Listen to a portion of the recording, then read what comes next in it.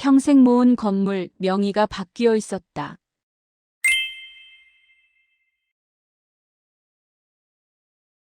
챕터 1. 인생의 결실. 새벽 5시. 김영수의 하루는 언제나 그 시각에 시작되었다.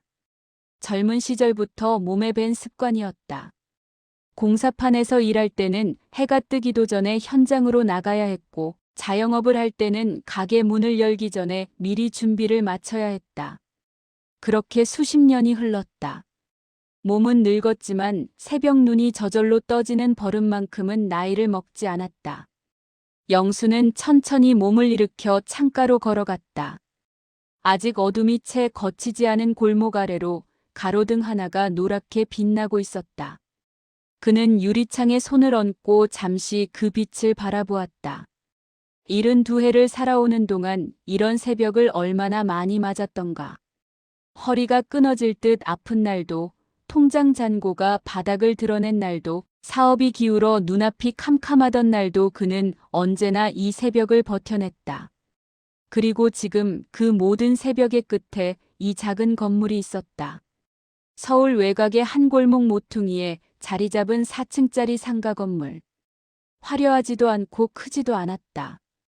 1층에는 작은 편의점이 들어와 있었고 2층과 3층에는 각각 치킨집과 미용실이 임대 중이었으며 4층은 개인 사무실로 쓰이고 있었다. 외벽은 군데군데 빛이 바랬고 계단 난간에는 세월의 녹이 슬어 있었다. 누가 보기에는 그저 낡은 건물일지 몰랐다. 하지만 영수에게 이 건물은 단순한 부동산이 아니었다.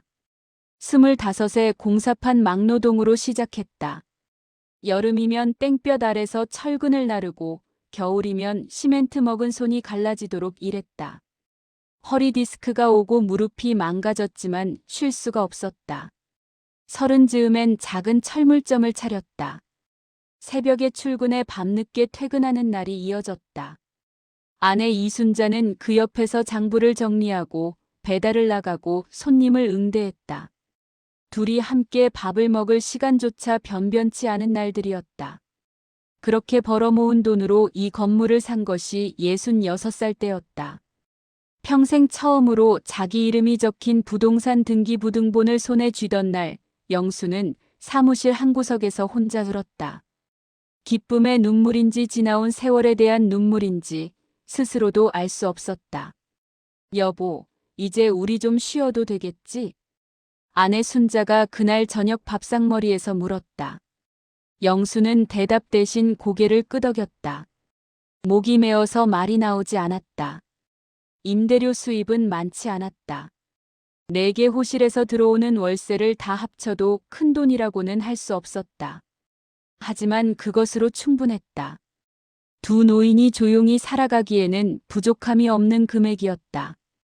건강보험료 내고 약값 대고 가끔 외식 한 번 하고 명절에 아들네 손주들 용돈 쥐어주고 나면 조금 남는 정도였지만 그것이 영수가 꿈꾸던 노후의 전부였다.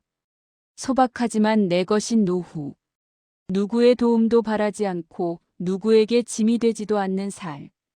그것을 위해 그는 평생을 버텼다. 아들 민재는 42이었다.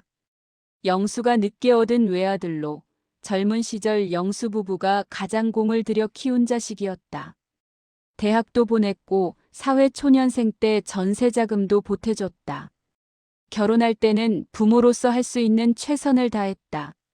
민재는 중소기업에 다니다가 몇 년 전부터 작은 사업을 시작했는데 잘 된다는 말도 못 된다는 말도 딱히 없었다. 영수는 자세히 묻지 않았다. 자식이 알아서 하겠거니 믿었다. 며느리 박지은은 야무진 사람이었다. 처음 만났을 때부터 영수는 그 눈빛이 예사롭지 않다고 느꼈다. 일처리가 빠르고 말도 조리 있게 했다. 영수 부부를 대할 때는 항상 공손했고 명절마다 빠지지 않고 얼굴을 비쳤다. 손주 둘도 예쁘게 잘 키우고 있었다. 그래서 영수는 아무 걱정이 없었다. 자식도 있고 건물도 있고 아내도 곁에 있었다. 더 바랄 것이 없었다. 평생 그렇게 버티며 살아온 것이 헛되지 않았다는 생각이 들었다. 새벽 창가에서 골목의 가로등을 바라보며 영수는 조용히 생각했다. 이제 됐다. 이제는 쉬어도 돼. 그 생각이 얼마나 순진한 것이었는지를 그는 아직 알지 못했다. 챕터 2. 편안했던 노후의 시작. 아들이 건물 관리를 맡겠다고 나선 것은 영수가 70이 넘어서부터였다. 아버지, 이제 세입자 전화 받고 계약서 챙기고 그런 거 힘드시잖아요. 제가 대신 해드릴게요. 처음에 영수는 손을 저었다. 괜찮다고, 아직 혼자 할 수 있다고 했다. 하지만 민재는 거듭 권했다. 세금 신고도 요즘은 복잡해졌고 세입자 관리도 신경 쓸 게 많다며 자기가 알아서 하겠다고 했다. 순자도 옆에서 거들었다. 그러게 영감. 민재가 한다는데 뭘 굳이 고집해. 몸도 예전 같지 않잖아요. 결국 영수는 고개를 끄덕였다. 민재는 처음에 정말 잘했다. 세입자 계약 갱신 때 영수 대신 협상을 마무리해왔고 건물 보일러가 말썽을 부렸을 때는 수리업체를 불러 처리했다. 세금 신고 시즌이 되면 세무사와 연락을 주고받으며 서류를 정리했다. 임대료는 매달 영수 통장으로 입금이 됐다. 조금씩 차이가 있었지만 수리비나 관리비를 뺀 금액이라고 했다. 영수는 그 말을 믿었다. 며느리 지은도 한 달에 한두 번은 영수 부부의 집을 찾아왔다. 과일을 사오거나 건강보조식품을 챙겨왔다. 순자가 무릎이 아프다고 하면 병원을 예약해줬고 영수가 혈압약을 바꿔야 한다고 하면 대형 병원 진료도 잡아줬다. 이웃 노인들이 부러워했다. 자식 복 참 많으시네요. 아들 며느리가 그렇게 살뜰히 챙겨주니. 영수는 그 말을 들으면 괜히 어깨가 으쓱했다. 공사판에서 뼈 빠지게 일하고 철물점하며 고생했던 세월이 자식 하나는 제대로 키웠다는 결과로 돌아온 것 같았다. 그래도 자식 잘 키웠어. 어느 날 저녁 순자가 텔레비전을 보다가 불쑥 말했다. 뉴스에서 자식에게 재산을 빼앗긴 노인 이야기가 나오고 있었다. 영수는 채널을 돌리며 웃었다. 우리는 그런 걱정 없어. 민재가 그럴 애가 아니야. 순자도 고개를 끄덕였다. 그렇지. 그 애가 얼마나 착한데.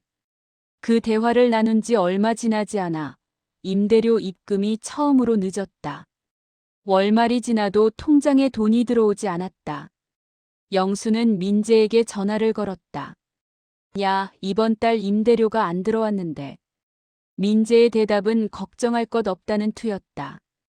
1층 편의점 사장이 좀 어렵다고 하던데 며칠 기다려보세요. 영수는 알겠다고 했다. 열흘쯤 지나 돈이 들어왔다. 늦었지만 결국 왔으니 그걸로 됐다고 생각했다. 그런데 다음 달에도 늦었다. 그 다음 달에도. 챕터 3. 이상한 통장. 세입자가 밀렸어요. 수리비가 많이 나갔어요. 요즘 공실이 날 수도 있어서 신경 쓰고 있어요. 민재의 대답은 매번 달랐지만 핵심은 하나였다. 걱정하지 말라는 것, 자기가 알아서 처리하고 있다는 것. 영수는 그 말을 믿고 싶었다. 아니, 믿어야 했다.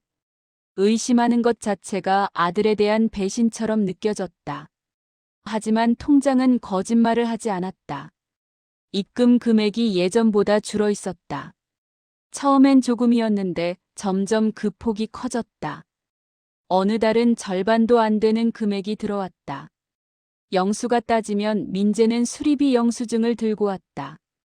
금액이 그럭저럭 맞는 것도 있었고 애매한 것도 있었다. 영수는 숫자에 어두운 사람이 아니었다. 공사판에서도 자영업에서도 돈 관리는 직접 해왔다. 뭔가 이상하다는 느낌이 들었지만 그 느낌을 정확하게 붙잡기가 어려웠다. 그러던 어느 날이었다. 영수가 가끔 거래하는 은행 창구에 볼 일이 있어 들렀다. 별것 아닌 업무를 처리하고 자리를 일어서는데 담당 직원이 조심스럽게 말했다. 고객님, 혹시 건물 관련 대출건 알고 계시죠? 영수는 그 자리에 멈췄다. 대출이요? 네, 해당 건물을 담보로 한 대출인데요. 이자 연체가 발생하고 있어서 안내드리려고요. 영수의 머릿속이 하얘졌다. 그는 건물의 대출을 받은 적이 없었다. 아니, 정확히는 그런 대출이 있는지 알지 못했다. 민재가 건물 관리를 맡은 이후 그는 통장에 찍히는 입금, 내역 외에는 건물과 관련된 어떤 서류도 직접 확인한 적이 없었다. 그 대출이 언제 생긴 거죠? 직원이 화면을 확인하며 대답했다. 약 1년 전입니다. 1년 전. 영수가 관리를 민재에게 맡긴 지 얼마 되지 않았을 무렵이었다. 집으로 돌아오는 내내 영수의 손이 미세하게 떨렸다. 순자가 표정을 보고 물었다. 무슨 일 있어요? 영수는 잠시 망설이다 입을 열었다. 건물에 대출이 있대. 이자 연체가 됐다고. 순자는 눈이 커졌다. 그게 무슨 소리예요? 우린 대출 받은 적 없잖아요. 영수는 고개를 끄덕이며 조용히 말했다. 그러니까 알아봐야겠어. 그날 밤 영수는 잠을 이루지 못했다. 천장을 바라보며 2년 남짓 지나온 시간을 되짚었다. 늦어지는 임대료, 줄어드는 입금액, 말끝마다 걱정하지 말라던 아들의 목소리. 퍼즐 조각들이 하나씩 맞춰지는 느낌이 들었는데 완성된 그림을 감히 상상하기가 두려웠다. 다음 날 아침 영수는 직접 등기소로 향했다. 챕터 4. 충격적인 사실. 등기부등본을 출력하는 데는 오래 걸리지 않았다. A사 용지 한 장. 영수는 창고 직원에게 서류를 받아들고 구석자리에 앉았다. 돋보기를 꺼내 쓰고 천천히 눈을 내려갔다. 소유자란에 이름이 적혀 있었다. 박지은. 영수는 자신의 눈을 의심했다. 한 번 더 읽었다. 두 번 더 읽었다. 글자는 바뀌지 않았다. 건물 소유자. 박지은. 며느리 이름이었다. 몇 달 전. 등기 이전 날짜가 찍혀 있었다. 증여를 원인으로 한 소유권 이전. 그 날짜가 영수에게는 전혀 기억이 없었다. 무언가 서명을 했던 기억이 어렴풋이 났다. 민재가 들고 온 서류에 도장을 찍었던 것 같기도 했다. 세금 신고용이라고 했던가. 아니면 관리 편의를 위한 위임장이라고 했던가. 정확히 기억나지 않았다. 그때 자세히 읽어보지 않았다. 아들이 가져온 서류니까 믿고 찍었을 뿐이었다. 손이 떨렸다. 종이가 바스락거릴 만큼 손이 심하게 떨렸다. 영수는 등기부등본을 책상에 내려놓고 두 손을 무릎 위에 얹었다. 눈을 감았다. 공사판에서 철근을 나르던 시절이 떠올랐다. 철물점 문을 처음 열던 날 아침이 떠올랐다. 건물 등기부등본을 처음 손에 쥐었을 때 사무실 구석에서 혼자 울던 그 순간이 떠올랐다. 평생이 담긴 종이 한 장. 그것이 지금 다른 사람의 이름을 달고 있었다. 영수는 오랫동안 그 자리에 앉아 있었다. 등기소 안이 조용했다. 옆 창고에서 사람들이 서류를 주고받는 소리, 직원이 키보드를 두드리는 소리가 멀게 들렸다. 영수는 그 소리들이 마치 다른 세계에서 들려오는 것처럼 느껴졌다. 집으로 돌아와 순자에게 종이를 내밀었다. 순자는 읽다가 손으로 입을 틀어막았다. 눈이 빠르게 흔들렸다. 이게 지은이 이름인가요? 영수는 대답하지 않았다. 대답할 말이 없었다. 어떻게 이런 일이? 순자의 눈에서 눈물이 흘렀다. 영수는 아내의 어깨를 붙들어주며 창밖을 바라보았다. 그의 눈은 말랐다. 이미 등기소에서 감당할 수 있는 감정의 한계를 넘어버린 것인지 눈물도 나오지 않았다.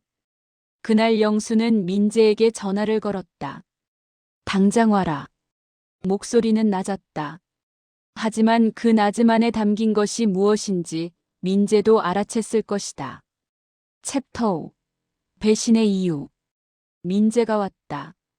며느리 지은은 오지 않았다. 아들 혼자 왔다. 영수의 집 거실에 앉은 민재는 눈을 마주치지 않았다. 무릎 위에 손을 얹고 바닥을 내려다보고 있었다. 60 넘은 아버지 앞에 앉은 42의 아들. 영수는 그 모습을 잠시 바라보다 등기부등본을 탁자 위에 내려놓았다. 설명해봐라. 민재가 천천히 입을 열었다. 사업이 어려워서 대출이 필요했어요.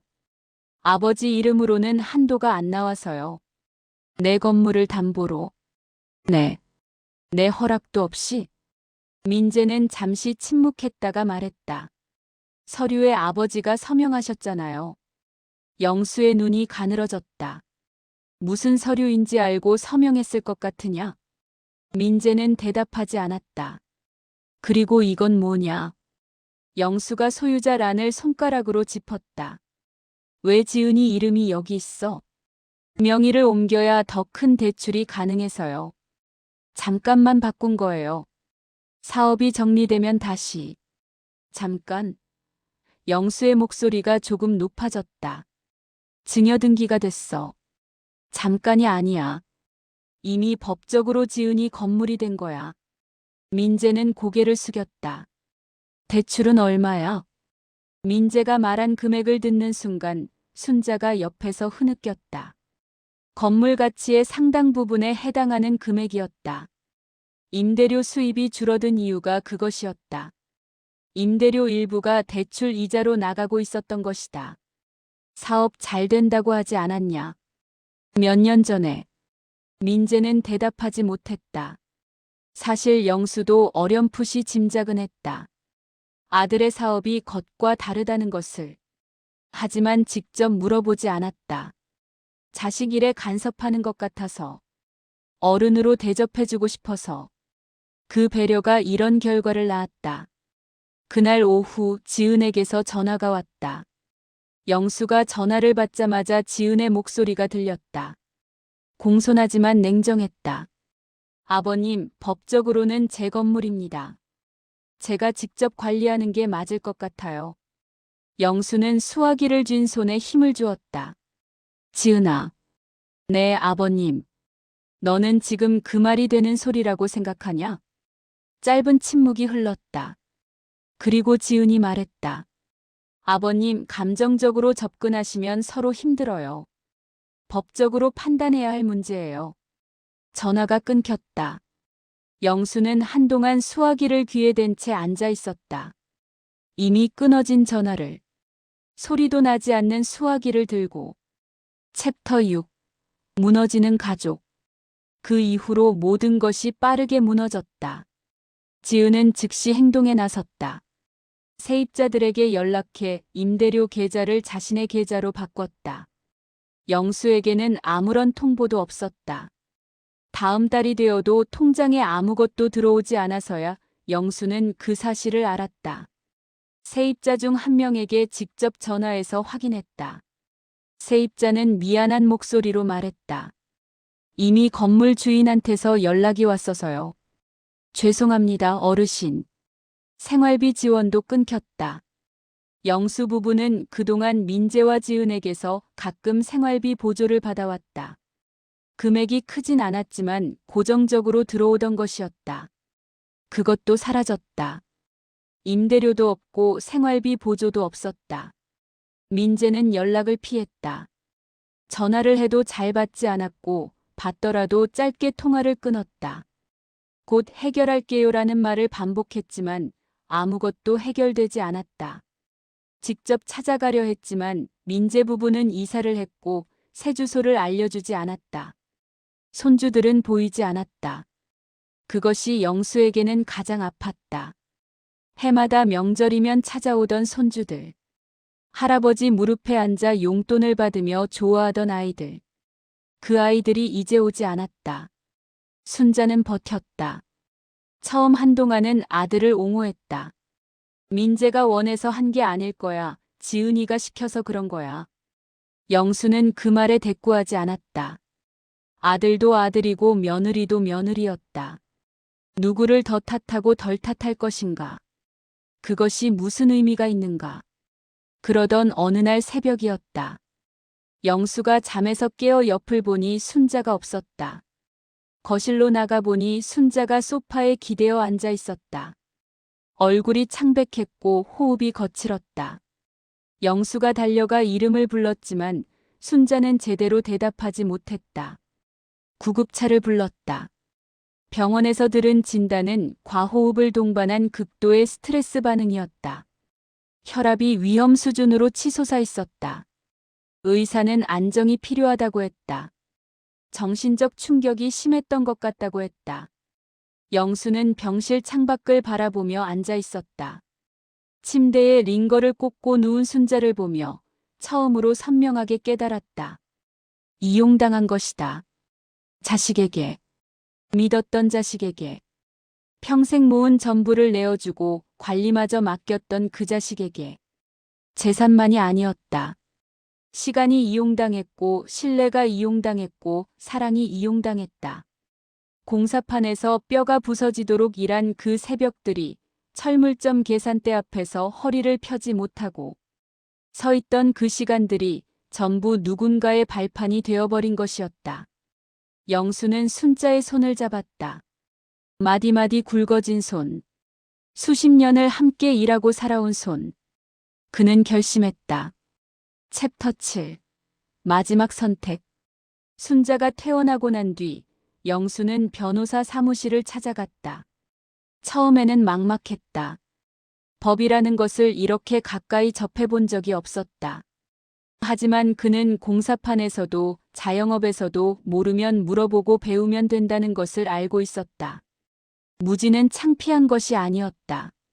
포기가 창피한 것이었다. 변호사는 영수의 이야기를 끝까지 들었다. 그리고 서류들을 살펴보며 말했다. 다툴 여지가 있습니다. 영수의 눈이 반짝였다. 핵심 쟁점은 세 가지였다. 첫째, 내용을 제대로 고지받지 못한 채 서명이 이루어졌다.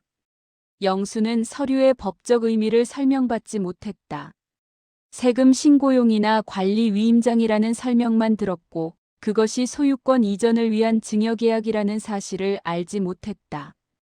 이는 의사 표시의 하자에 해당할 수 있었다. 둘째, 증여 의사가 없었다. 영수가 진정으로 건물을 며느리에게 줄 의사가 있었다면 공증을 받거나 별도의 절차를 거쳤을 것이다. 아들의 사업 자금 마련을 위해. 편의상 이루어진 명예 이전은 실질적인 증여 의사에 기반하지 않는다고 볼 수 있었다. 셋째, 기만과 압박이 있었다. 아들이 서류의 내용을 숨기고 다른 목적이라고 설명한 것은 사기적 요소를 포함한다.